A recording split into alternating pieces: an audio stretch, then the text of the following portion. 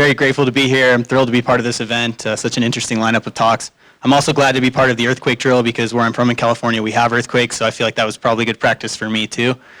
So the work that I'll be covering this morning is research into quantifying the air quality and the human health impacts of transitioning to electric technologies in our energy systems, and at the same time increasing the amounts of renewable power generation and fuels.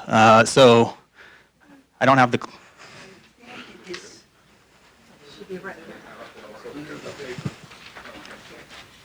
Oh, thank you. So this is a strategy that's being pursued aggressively in California, where I'm from. And the primary motivation for it is climate mitigation. So California has aggressive greenhouse gas reduction goals.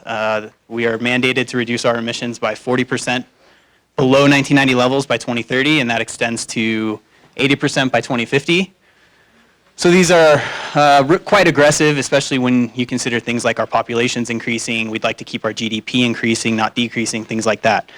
Now, the other motivation for using electric technologies is air quality. So California has long struggled with air pollution. We've come a long way in the last 50 or 60 years, but unfortunately, we're not quite there yet. There are still many areas of California that experience unhealthy air for the citizens that live there. The two that we focus on, and you'll hear me talk about for the rest of the presentation, are ozone and fine particulate matter, PM2.5.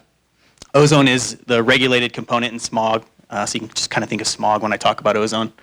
Of course, PM2.5 is a complex mixture of solid and liquid particles coming from a lot of different sources.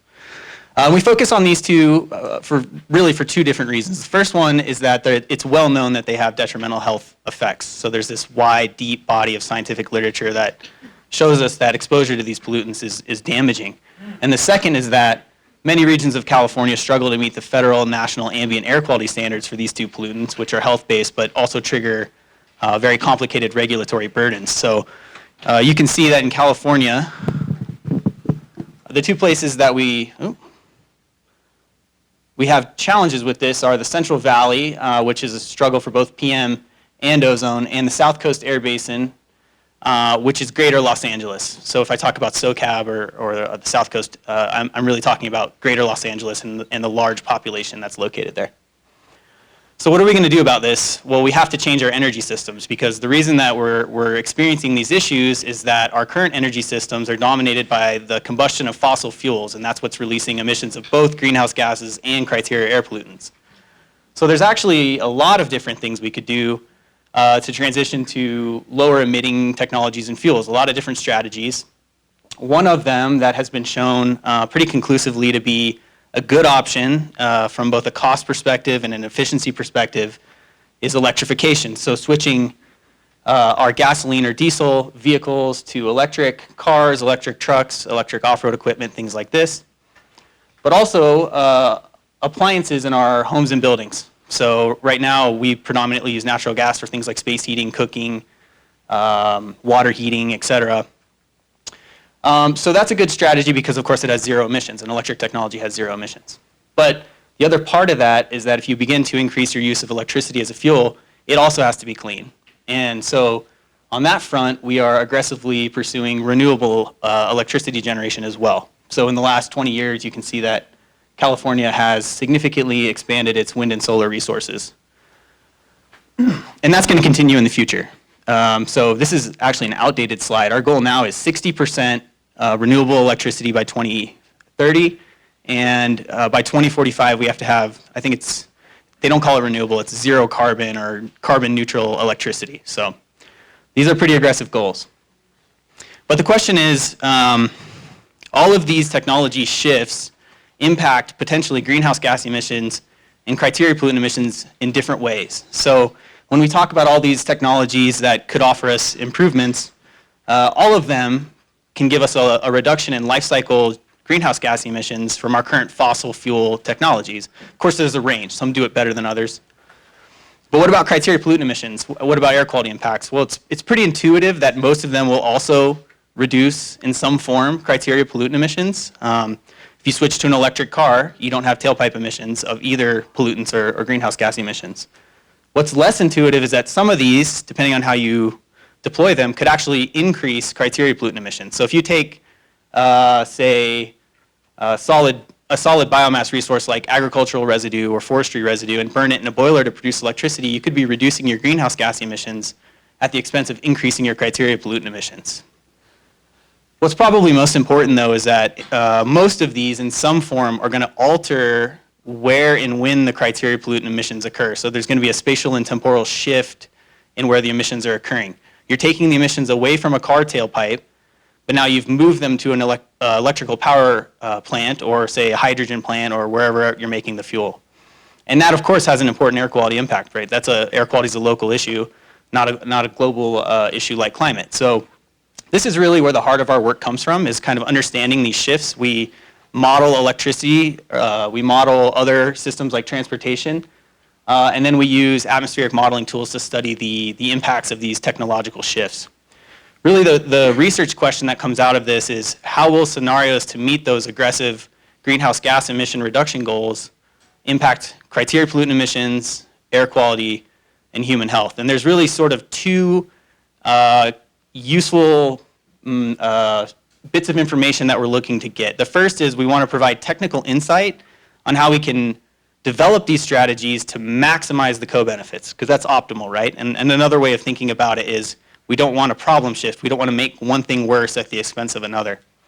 The second thing, and this was mentioned in the last talk, and it's right on, is that we're looking to put an economic value on the benefits that these air quality improvements bring. Because many of these strategies, these climate mitigation strategies, are more costly than our current technologies. And so that's kind of always the discussion. This electric car costs more than a gasoline car. But what's not being talked about or as much being included in the discussion is that cleaning up the air has monetary savings to society through public health. So the work that I'll be talking about this morning was a project that we just finished in collaboration with a company called E3, which is a large company in California that does a lot of work in this space.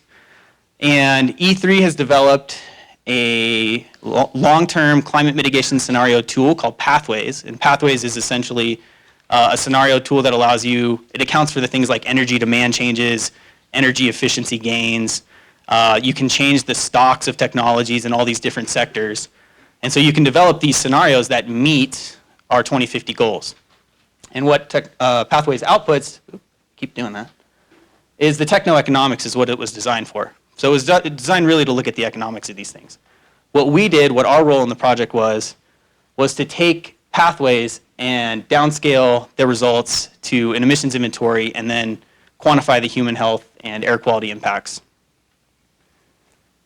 So this is the overall project methodology. As I mentioned, we took these Pathway scenarios, we downscaled them to an inventory. We used smoke, which I think that's probably pretty well known in this group, to spatially and temporally resolve the emission changes when and where. And then we use that as input into simulations of atmospheric chemistry and transport through CMAC, again, a model I think that is probably well known in this room. That's obviously very important because we're looking to study ozone and PM 2.5, and of course ozone's solely a secondary pollutant forming in the atmosphere. And fine particulate has both a direct and a secondary component, and the secondary component is very important in California. So without the simulations of atmospheric chemistry and transport, you can't develop these fully developed distributions of pollutant emission pollutant changes if you don't take that step. You can't really look at an inventory of emissions and understand how these things impact air quality. So the output of CMAC becomes input into BenMap, which is again a well-known tool for conducting health impact assessments. So that allows us to quantify the health impacts. We looked at about 15 different scenarios in this project. I'm certainly not going to talk about 15 scenarios today due to time, but the one important point that I want to make is that the scenarios we ran were not designed in any way from an air quality perspective. E3 developed them solely from a climate mitigation perspective to meet the 2050 greenhouse gas reduction goal, and also with an economic component. So they were thinking about economics.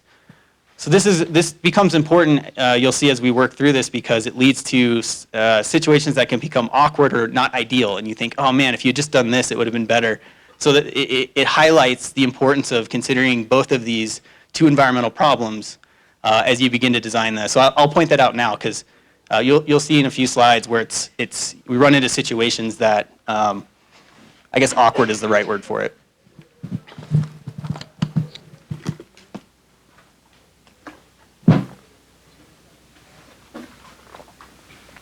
Okay, so I'm going to present essentially on 3 scenarios today. And this is a lot to kind of explain, so I hope that I do this clearly. So of course we have a reference scenario. That's our baseline, right? And that's a scenario where we don't attempt to reduce greenhouse gas emissions from our energy systems. So we don't meet the 2050 goals in our reference scenario, but it's going to serve as a baseline for our alternative cases that do. The first alternative case is called the high building electrification case.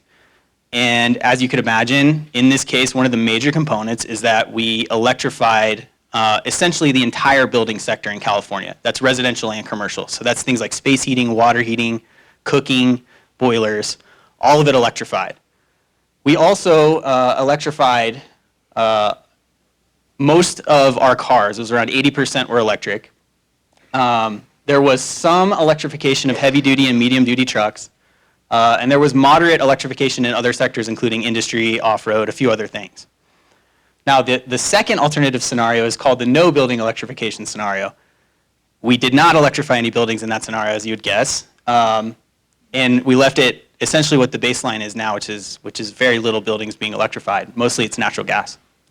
But you have to make up for that somehow. You have to get these emission reductions from somewhere. So the trade-off is, in that scenario, we have more mitigation measures deployed in medium and heavy duty trucks. It also has the same assumptions in vehicles and the other sources I mentioned. So there's 2 things going on. First, we're using these scenarios to compare them to a reference or a baseline just to see what the overall impact of mitigating climate is. And then the second is we're going to look at insights into this idea of, well, you could do a lot of buildings or you could do some trucks, to look at technical insights between those 2. One thing I have to say, though, is this is already where we get into this awkwardness. This is not an apples to apples comparison where we're going to compare buildings and trucks. Because remember, we electrified the entire building sector, and then in the other scenario, it's just a more moderate increase in trucks. So trucks are the biggest source of air pollution in California. If you were going to pick one sector, it'd be trucks. So this is where we start to run into this thing where we didn't design this scenario for air quality, so we're kind of not comparing apples to apples exactly. I'm also going to talk about a third scenario, which is a combination of these 2. It just serves as an upper bound or like a reference point for these other 2. Okay, so what about electricity? What about the electric sector? Because we've now created this tremendous growth in electrified technologies, you have to be careful or understand what's going on in your electricity system. So the overall demand, which is this black line, dramatically increases to 2050 is exactly what you'd expect. But what about criteria pollutant emissions? Well, this is the reference NOx normalized. And then these are our 2 alternative cases, and you can see that it's a dramatic decrease in NOx despite the increase in demand. So how can that be? Well, it's because we've deployed a tremendous amount of renewable power. So something like 93% of the electricity in these cases is coming from renewable sources, which is again in agreement with California's long-term goals. This is what we're expecting. So that's how you can get away with this big conversion to electric technologies. And this is something that really is important and has to be considered. If you did this in a location that had a lot of coal power plants, for example, or other high-emitting electricity generation plants, it would be something you'd need to be careful of and think about and to make sure that you're not problem shifting climate and air quality. So the scenarios I mentioned meet the greenhouse gas goals. You can see the reduction here. And they end up at the same place, both of them, but they have different distributions, again, reflected by the different assumptions within the sources that built up our scenarios. So in the high building electrification, we have lower emissions from buildings, more from transportation. In the no building electrification case, we have less emissions from transportation because the trucks were electrified, but we have a lot more from buildings because we didn't electrify the buildings. Again, just to highlight the difference here. And just I'll mention from a systems perspective, The high building electrification case was less costly, so it was generally cheaper to do that, take that path, which is of course also very important. And it had some other benefits. It left some other low carbon, low cost options to electrify very hard or challenging sectors to electrify, like aircraft or long haul trucking, cargo ships. These things are very difficult to transition to battery electric. Okay, so the next step is figuring out what this means from a criteria pollutant emission perspective. So what I'm showing here is the total NOx for the scenarios. This is total with all measures applied. So we have our reference case here. You can see that this is for summer. Whether you do the buildings or the trucks, you end up pretty much in the same place, around a 15 to 16% total reduction. This is, again, including not just buildings and trucks, but what we did with the cars, what we did with industry, off-road, et cetera. And if you combine those, you get an increased reduction. The other thing to note is just, this is where we started. So we've already reduced NOx quite a bit to this point in 2050, and so it's important to keep it kind of in a scale or perspective that this is some differences here, but we've already experienced a tremendous reduction. If we look at this same exact idea, but in winter, we do see a difference. So the building electrification case has a bigger reduction. There's a larger gap than the no buildings electrification. This directly relates to seasonal energy demands. So in winter, there's a lot more space heating in Northern California, and because we've electrified it, we're avoiding those emissions. So in the winter, the reduction from buildings is greater. So you see a little bit more of a gap emerge between the truck case and the buildings case. So this is something you start to notice and think about. There's seasonal impacts that have to be considered. The next step is to turn these bar graphs or these totals into spatially and temporally resolved fields of emissions, and that's what I mentioned we do with smoke.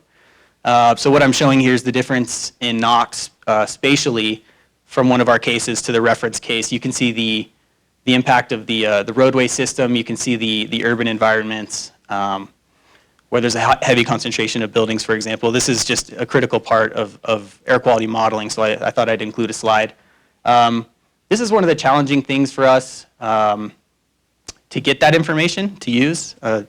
We obtained an emissions inventory and then the mapping, some of the mapping information from the California Air Resources Board. So that's how we were able to do it. But all these steps require a lot of specialized data that can be very challenging to get and take a while. Oftentimes it ends up being kind of the hardest part is just getting the data that we need. But this was one of them. Okay, so once we know how the emissions change in these scenarios, the next step is to figure out what that means for ozone and PM 2.5. And to do that, we have to, of course, conduct simulations of atmospheric chemistry and transport. So we use CMAQ, Community Multi-Scale Air Quality Model, very well known in the field, heavily used for regulatory purposes, research purposes, very well known and validated model. Again, I'm probably not telling anybody anything they've not heard of. We model all of California at a 4 kilometer by 4 kilometer resolution. Historically, we've done episodic modeling, so we've done 2 weeks in the summer and 2 weeks in the winter, and that's just due to the resource intensiveness of CMAQ, the amount of data and time that it takes to simulate. So we've selected those episodes to correspond to very high pollutant emission formation periods. So we're definitely modeling peak periods. Recently, we've shifted to doing annual runs in some cases, but it gets tricky. We've, of course, verified the performance of CMAQ against measurement data. These are just the specifics of the versions we're using, if anyone's interested, and I thought I'd put them up there. So with CMAQ, we can take our reference emissions, for example, and then develop the baseline ozone and PM 2.5 concentrations. So these are the absolute concentrations in our reference case. And this is the peak of the peak, so these are high, but we've selected those periods for impacts on human health as well. So what you see is that, I don't know, I don't think that does show up. That's not red, huh? Is it red? Oh, I'm red-green colorblind, sorry, it looks different. So what you want to look at is the red, because that's the highest concentrations, and that's where you're going to need your reductions the most. And as you'd expect, Anybody who knows California knows this is where you'd see these, is in the South Coast Air Basin, we have these very high concentrations of ozones. It's been a problem for a really long time, and it's probably going to be a problem for a bit longer. If you look at summer PM, on the right, you can see the Central Valley is where our peak concentrations occur. And if you look at winter, it's still in the Central Valley, but it's shifted northwest a bit, and it's much more widespread. So the Central Valley is well known in California to have very serious particulate problems in the winter.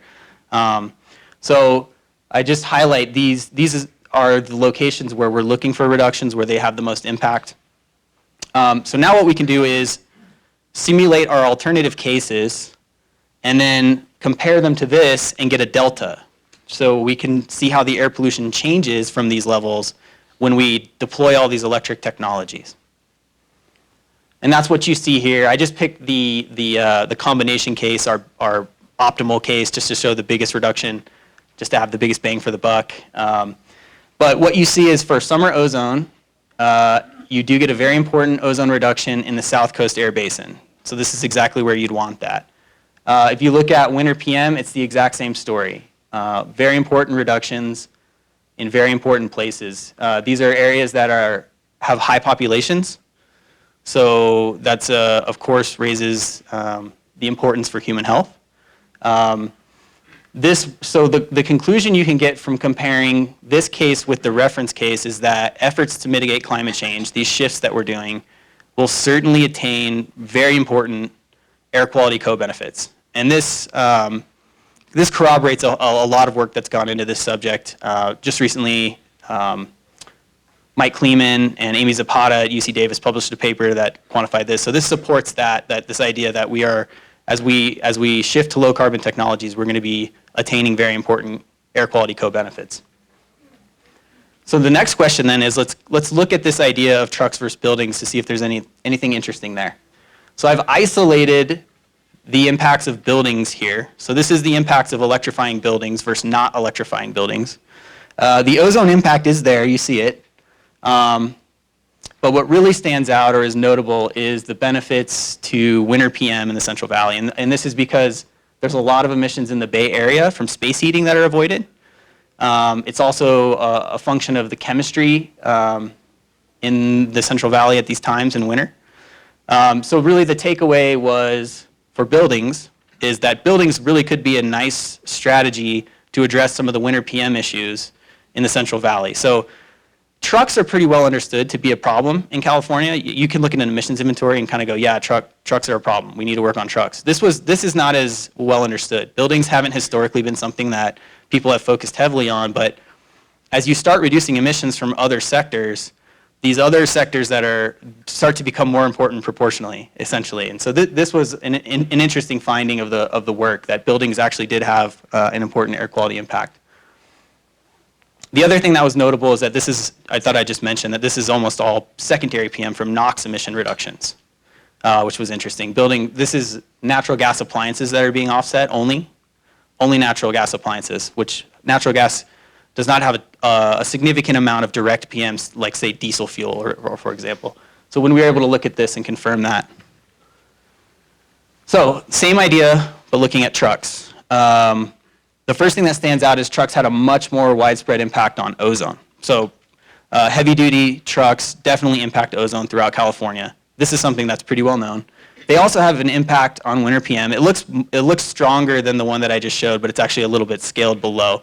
Really the conclusion is that heavy-duty and medium-duty trucks are really important from an air quality perspective. That's understood, and I definitely don't want to make it seem like I'm saying buildings are better than trucks or trucks are better than buildings. And given our air quality challenges in California, there's really not an unimportant source to consider at this point. So the last step to all of this is, now that we know how the air quality changes, what does that mean for human health? So of course it's well known now that exposure to air pollution incurs a whole host of very deleterious impacts, premature mortality, cardiovascular events. I'm definitely not going to talk too much about this. Professor Paulson's the expert, and she'll be talking after this. But the question is, if your air quality improves across a population, What does that mean for this? How much of this will we avoid? How many incidences of these will not happen because we've now cleaned up the air a bit? So the model we use is called BenMap. Again, kind of the accepted model in the field in this way. It's not perfect, but it's kind of the best we can do at this time. What BenMap does is take in our air quality change, and we put in 2050 population data, and we put in health impact functions from the epidemiological literature, and valuation functions from the health economics literature. So we can calculate, for example, the avoided hospitalizations, the avoided lost work days where somebody had to stay home because they had an asthma attack, or maybe their child had an asthma attack so they had to stay home. We can calculate avoided incidents of premature mortality and things like that, and we can start to put a dollar value on what that means for society. So that's what I'm showing here. This is for the summer episode, and you can see that relative to the reference, we are estimating that just for that 2-week period, the benefits are around 200 to 261 million for our upper bound case. This is actually, if you look at these studies, if you're able to simulate annually, you can use health impact functions that give you an order of magnitude higher than this, actually. But still, that's an interesting number, I think. If you look at the buildings versus the no building electrification, you can see they basically end up right at the same point. So even though you take different paths, you get essentially the same health impacts. If you look at winter, the other thing I wanted to mention, these bars are a combination of ozone and PM benefits. It's approximately split between ozone and PM. There's a little bit of a trade-off, but both contribute. These, for winter, which are a little bit less in magnitude, are all PM. There's actually a small ozone detriment due to titration in winter. It highlights the importance to winter PM. Everything that you're seeing here, all of this value is winter PM. And you can see the difference in the seasonal. That gap gets a little bit wider because of the space heating demand in winter. So was that 3 minutes like overall? The 3-minute sign? Okay. I didn't know if I should just stop. So anyway, the conclusions are, of course, that there are very important benefits to air quality from pursuing these strategies in pursuit of climate mitigation. But of course, they vary by source, they vary by season, they vary in a lot of ways. So trucks are really important in California. Trucks are really important, and they're really important for ozone, and they're really important for PM. Like I said, building electrification was kind of the surprising thing that came out of the study. It definitely had an important impact in the winter PM in that Central Valley, that northern Central Valley area. And I already said this basically, but really, it's really important to think about these things as you start to design your strategies, because neither one of these problems is going to go away, and neither one of these problems can be neglected. They're both equally important. This is my opinion. And to maximize them, you really want to make sure that you're thinking about it from the start, from the design. So thank you very much.